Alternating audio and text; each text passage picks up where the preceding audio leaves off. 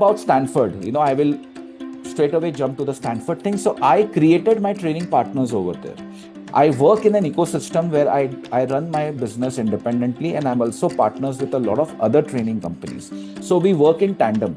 So one such training company based out of Bay Area, it's called Bay Area, which is the Silicon Valley of California.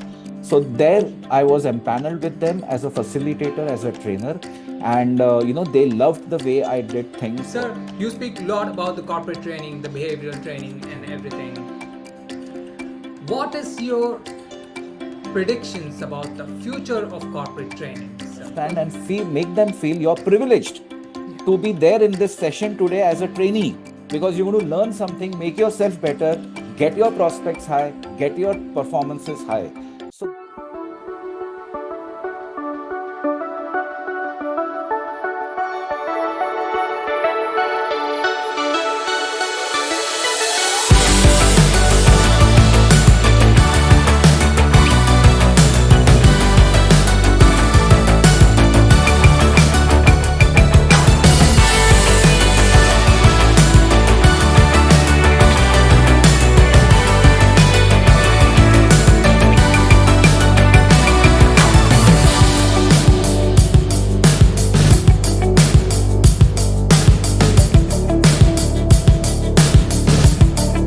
Dear viewers, today joining a special guest, Mr. Mehul Darooka ji, who is a founder of Mehul Darooka Engagement and Entertainment Corporation. Sir, it is wonderful to have you in the podcast. Thank you so much for accepting my invite. Welcome to Undefined. Sir, thank you, Vinod. Thank you. Sir, you are an international speaker. You're an author. You're a founder, and also you're a corporate behavioral trainer and corporate filmmaker. Sir, in the early days, a lot of companies had no idea about concepts of corporate training, but still they managed to pull to success their companies, and even they established themselves as a big entrepreneurs. But today the trend has changed. Lot of things we need to adapt to that current trend. Extraordinary advancements. So why is corporate behavioral training so important? We would like to hear from you, sir. Absolutely, Vinod. Firstly, thank you so much for inviting me on this lovely podcast of yours. And I must say that you yourself are a young, a budging and a very upcoming talent. And I really like the way you conduct things. So thank you once again. Thank you so much. So to answer your question, let me take you back, a couple of decades behind, as a country, where were we? Okay. So if you look at the heritage and the culture of India, largely, we have been agriculture and textile company, and that's the reason Britishers also invaded us, and they ruled over us for 200 years, because they found that the textile and the agriculture business to be at its optimum. But as times changed, things became better. We became the open liberal policy, or the liberalization policy which Mr. Rajiv Gandhi introduced back in the early 90s, and Dr. Manmohan Singh, so that changed the way India was perceived by the world, because we got in a lot of FDA, foreign direct investment, FDI, sorry, foreign direct investment. So that is where, a lot of companies across the world, especially from the US, UK, European countries, and so on, they decided to invest in India. They decided to utilize India's prowess, the strength, the intelligence that we have as a country. Now, when these things are happening, the concept of trainings or the concept of development was really not there, because when we are a very cultural country, cultural, when I say in terms of our core businesses, the textile and the agriculture, there the need was never felt. We were in denial. We did not know what skill sets are. We did not know anything. We were natural talent that were producing things and doing things. But as we progressed as a country, we got exposed to a lot of worldwide things. The language questions started coming in, the skill set questions started coming in. There were a lot of behavioral competencies that we were expecting: how to be a good leader, how to be a good manager, how to be a team player, because all the companies have one common goal, that is growth, right? So if we all are looking at growth, we need to develop ourselves, because growth cannot happen without development. Now, development can be about your own journey, and in that journey, of course, we as humans are the most important and vital input or resource for any growth. And therefore, the corporate trainings culture grew. People started putting more focus on it, because there are two things that they look at it. One is the product development, the product knowledge, and the second is your behavioral growth, as you have rightly put it. So in line of this, we thought, because of these reasons and the way we have grown as a nation, these skills are all the more important so that we can compete. It's a cutthroat competition today. There are multiple organizations and companies under in one sector, in one industry. So we have to, if we need to grow, if we need to go beyond that normalcy bar, we need to certainly up the game. And to up the game, it is like reinventing ourselves. Like, I'll quote here a very famous quote from Abraham Lincoln, the former US president. He once said, that if I'm given 6 hours to chop down a tree, and I'm given an axe to do that, the first 4 hours I will spend sharpening my axe, and the remaining 2 hours is what I'll do the act of actually chopping down the tree. So that's how we have to keep developing ourselves, and hence the importance in acquiring those skill sets, acquiring those mindsets to make it better. So this is why the corporate trainings have certainly become a more important thing today. And we have to, and learning is always good, right? We all need to learn and we all need to perform. So that Absolutely. is where it stems from. Sir, you are also a corporate filmmaker. I mean, this is really interesting and very innovative.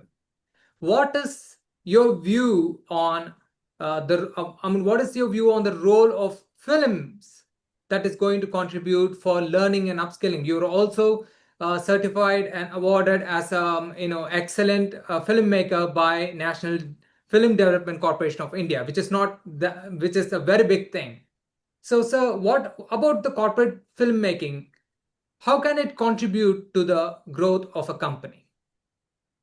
Certainly, we know that's a very good question, because few people realize that in line with what I was just mentioning now, each one of us has a brand to take care of. When I say each one of us, it's about the organization. We all are brands. We all are there to serve people.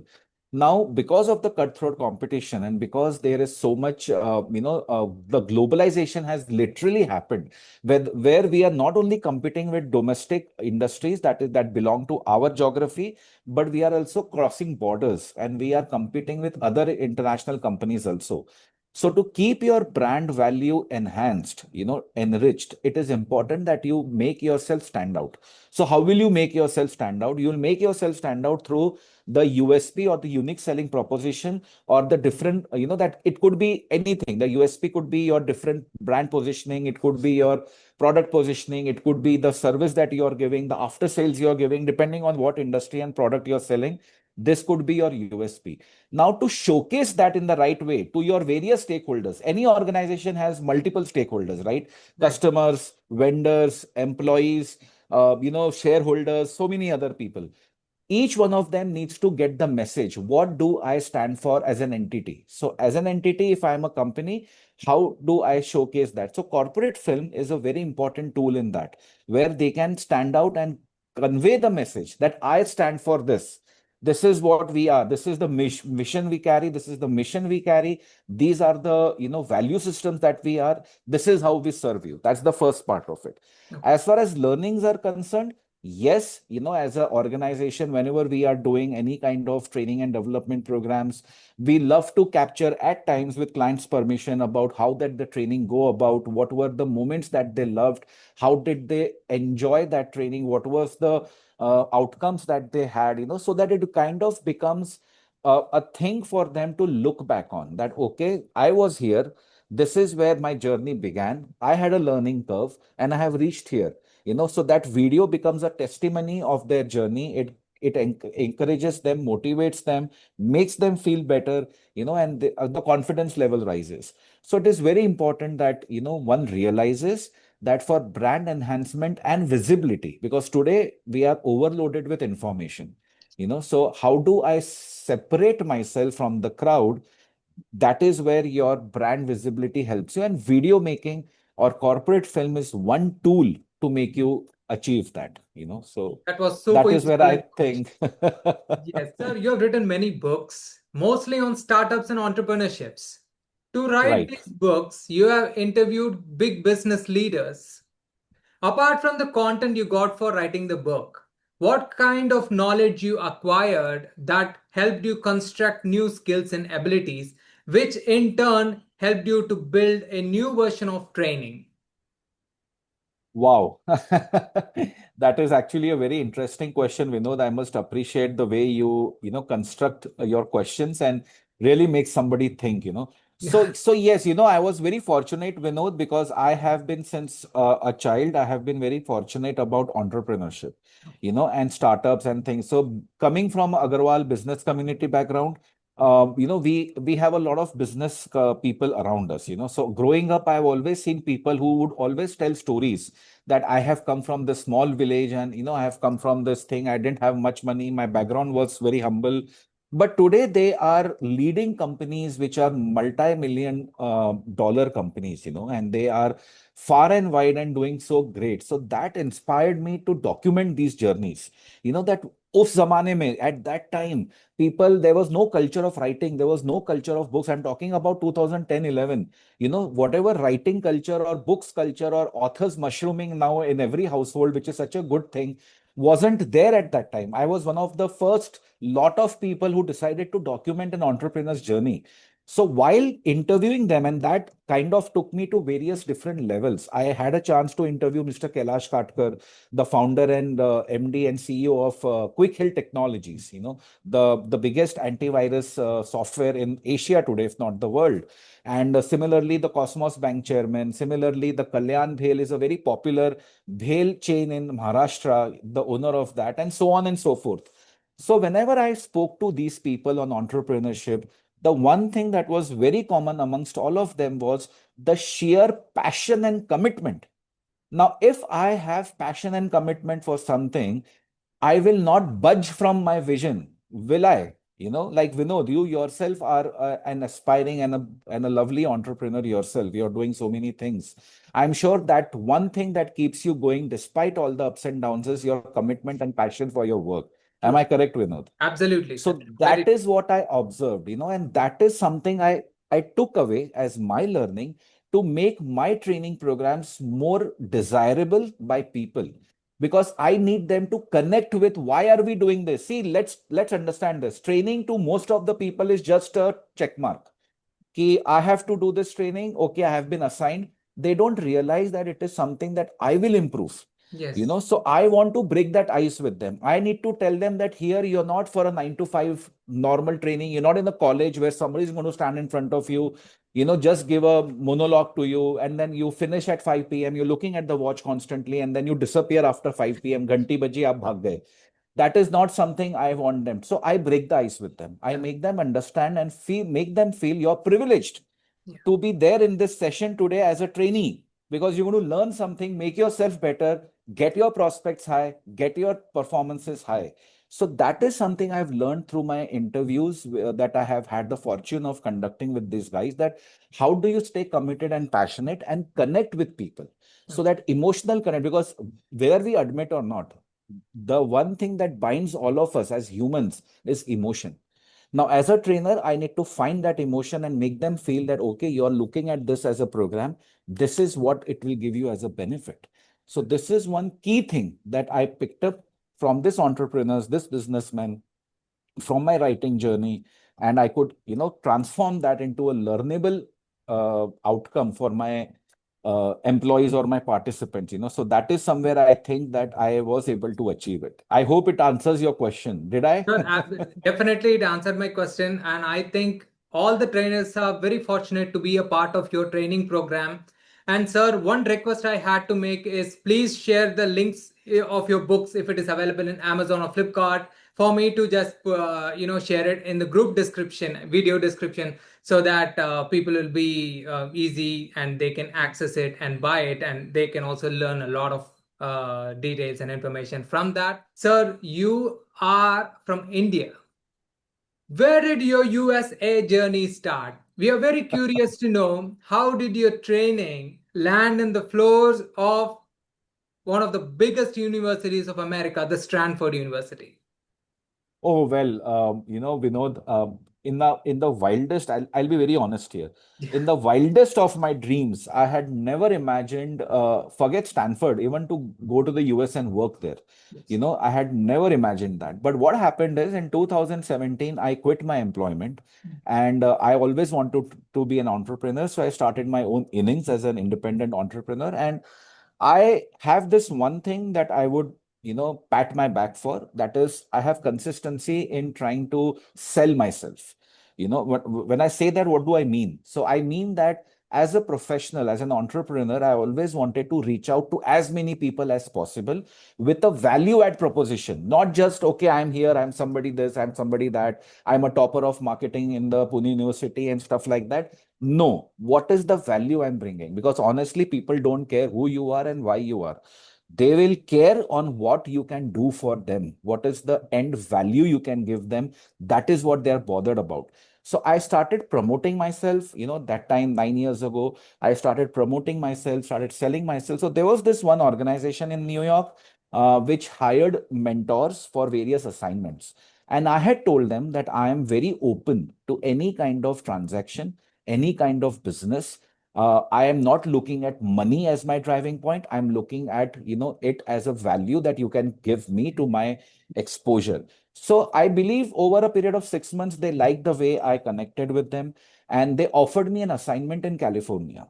It was only a 3-month assignment, and the payment was absolutely, it wouldn't even help me survive for a month. Oh, Despite knowing that, I took up that challenge. wow. And I said, now, any normal person in my position probably would have compared it with what am I getting there as monetary benefit and what will be the expenses. And people scared me to the hell. Ki California is very expensive. How will you survive? What will you do? But I did not hear all that. It was noise to me. I said, this 3 month is going to give me a whole lot of exposure. देखेंगे. Let me go there. I'll see whatever is there. I believe in somebody above all of us, and things will fall. So I went to California in 2017 on that one assignment. I conducted that assignment. I found some place to stay, and I conducted that assignment. The money, like I said, was not very good. So I had to use my India savings to survive over there. But then I told myself, Ki Mehul, if you are a fighter, if you're a warrior, and if you believe in yourself, you need to stick around and see what work can you get. And trust me, Vinod, one thing led to another. I started getting good assignments from a very large telecommunication company.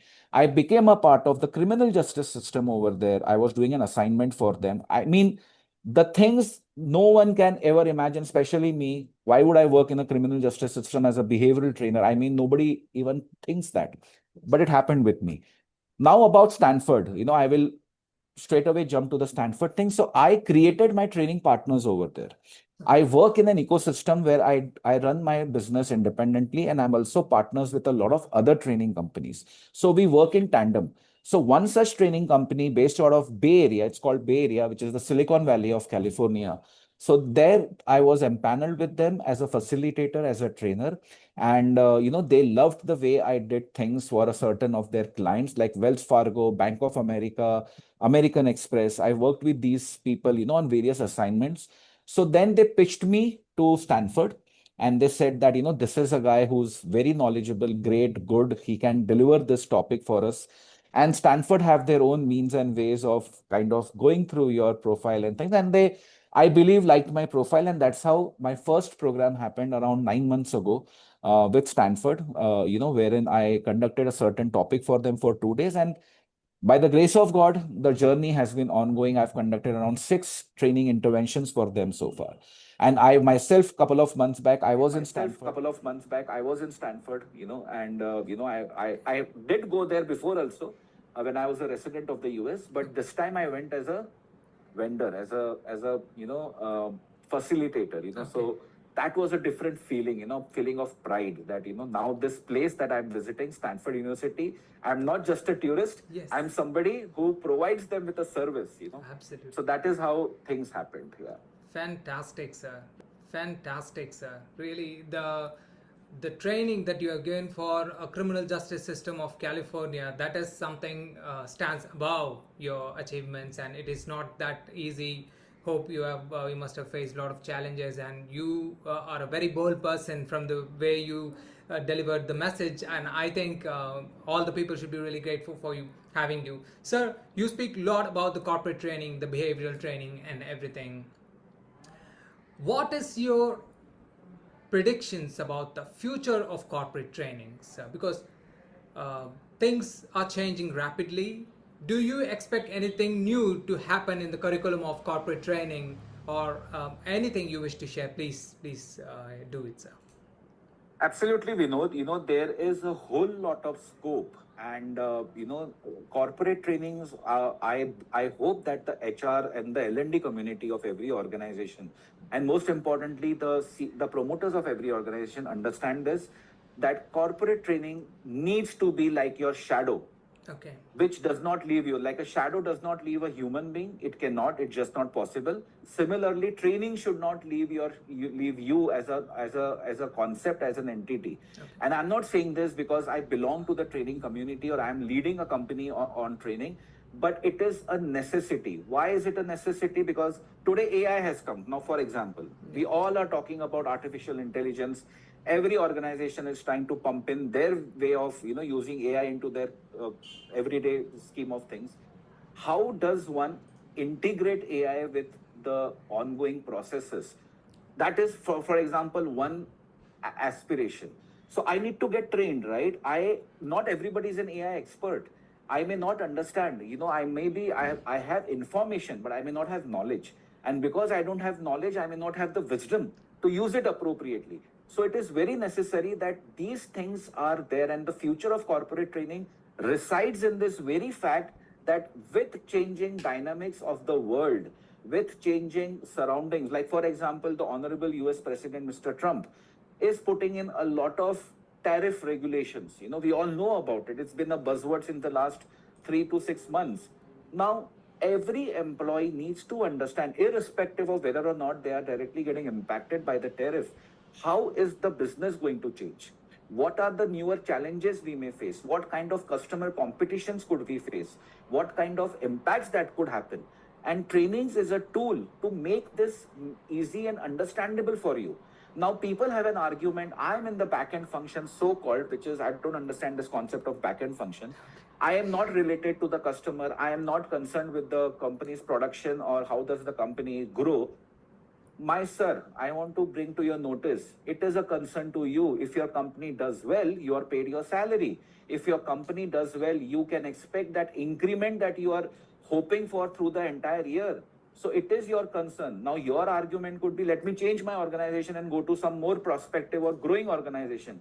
But the challenge remains the same. Yeah. Because whether or not you stay in that organization, you stay in that country, you go anywhere in this world, the fundamental foundational thing is I need to understand business. I need to keep upskilling myself. I need to become relevant because times have become tough. Gone are the days when we could get comfortable in our zone. Today, even as a trainer, as a seasoned trainer, facilitator, L&D expert, whatever you address me as, I still keep upskilling myself. I have 26 years of work experience behind me. But even now, I study, I get trained. I just got a certification done from Harvard. Wow. I got myself certified on a certain thing. I spent around a month with them to understand, and I was tutored, and I was a trainee there. So why did I need to do that? Today I can just keep boasting about the clientele that I have in my kitty. Yes. But despite that, I am doing it. So the future of trainings is, to conclude the answer, one needs to constantly keep himself, herself relevant. Today, relevancy wins. If you're not relevant, you're out of the race. You like it or you don't like it. That's the fact. And the second thing is, as a leader, you will be facing a lot of challenges because of the changing times again. You have to have that charisma, you have to have that bandwidth to make things happen. So from both the sides, trainings are important and it needs to be continued. So that is why the future of trainings is certainly strong, and it should be like a shadow, like I said, should never leave you. So you trained more than 1 lakh corporate leaders. You are someone who is well recognized in the Silicon Valley companies. So you're the right person to ask this. What differences do you see with global corporate companies and India corporate companies? What kind of difference you see? Let it be a training, let it be the system of operating, whatever it is. Please share us few details about that. Absolutely, Vinod. That's another interesting question. So I love our country, India, of course, and we have really very good systems, and we really have very good value system, as I may say, over here, and beautiful people, and very cultured and understanding. But if I have to put my finger on the differences, as you have mentioned, the one key difference that I see is systems, the processes. Like, for example, if I have to conduct a training for a US company, they have very set rules and regulations around it. A process is there that this is the first step, this is the second step, it's pretty defined and it's pretty, sorted. Okay. And people, they follow it, blindly, that okay, this is how, like we have ISO processes in our organizations wherein there is a certain way of doing it, that I see terribly missing, in most of our encounters. People don't have a system. Now, when I say a system, it simply means that if I have to do a training, I need to know what training am I doing, why am I doing, with whom am I doing, what are the pain areas that I'm trying to address, what are the outcomes I'm expecting. These five, six important things are there, which needs to be thought so that my training becomes effective, right? Now, imagine if you are spending an 8 hour or 16 hours in a certain training intervention, there has to be a method to the madness, right? Because you're going to spend money, you're going to spend time, energy, effort, all resources possible to get that thing done. So after 2 days of that workshop, what have I achieved? What is the learning curve? What impact will it make? How do I go about it? How do I empanel the right vendor? How do I decide the right curriculum? These basic foundational things are somewhere I feel are little bit not there in place, for us, and we need to really work on it. We need to think that I need to give a reasonable and qualitative outcome of what am I doing. I'm not saying we need to reach the moon. No, that's another very wrong expectation that sometimes we have. I don't want to reach the moon. 1 hour of training or 10 hours of training or 1 day of training cannot really change everything drastically. What it can do is it helps build the approach. So that is something I find a little missing in our companies over here. And they also have equal importance given to the behavioral training, leadership, management, communication. Here I find we are too focused on the technical and product based trainings. I understand that product is the hero of your organization, because if that sells, your company grows and makes more revenue. But please understand, to sell that also you need skills. If a customer is jittery about something, if the customer is not happy, if the customer is, how do you tackle that kind of customer?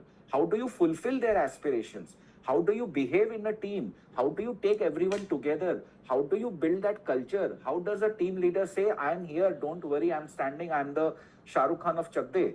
I'm there to support you. Don't worry. In Chakde, as we can see as a case study, there were different kinds of team members, different kind of body languages, understanding, cultures, mindsets. But how beautifully he brings all of them together to win the match. That is what a leader needs to do, and he therefore for that he needs to undergo trainings. He needs to undergo that thing. I will not know what I don't know. If you don't expose me to it, I will not know that, right? So I have to expose you, so that organization should give that platform to employees, that get exposure, learn leadership, learn management, learn team skills. Just because I'm a 35 years experienced professional as a leader, not necessary I may know leadership. Give me a break. That is the understanding we need to differentiate and understand. These are the two key things I find as a difference between the two. So if Thank anyone you. wants to enroll for your program, so where should they connect? How can they connect with you, sir?